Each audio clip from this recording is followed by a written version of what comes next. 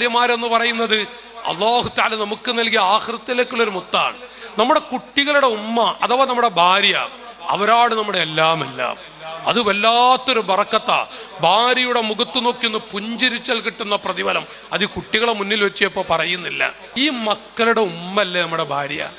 ഭാര്യമാരെ വിഷമിപ്പിക്കരുത്, ഭാര്യമാരെ വേദനിപ്പിക്കരുത്, ഭാര്യമാരെ കരയിപ്പിക്കരുത്.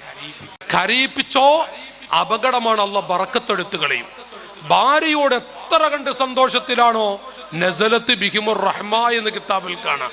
അള്ളാഹു ഐശ്വര്യം നൽകുന്നതാണ് ആ ദമ്പതികൾക്ക്. അള്ളാഹു തൗഫീക്ക് നൽകട്ടെ. ചില ആളുകളൊക്കെ എന്തരങ്ങള് ഒരു മജ്ലിസ് വന്ന് എന്തൊരു നല്ല സ്വഭാവമായിരിക്കും അറിയോ. ഒരു മജ്ലിസ് വന്ന് എന്തൊരു നല്ല സ്വഭാവം അറിയോ.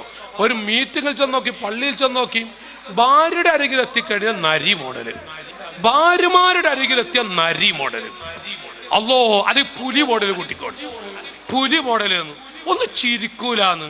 ഒരു ഭാര്യയോട് 10 മിനിറ്റ് പുഞ്ചിരിച്ച് സംസാരിച്ചാൽ എന്തുമാത്രം ബറക്കത്താണ് മഹാന്മാർ പഠിപ്പിക്കുന്നത്. ചില ഉപ്പയെ കണ്ട മക്കൾ അടുക്കളയിലേക്ക് ഓടും. അപ്പൊ ഉമ്മ ചോദിക്കും, എന്താ മക്കളെ?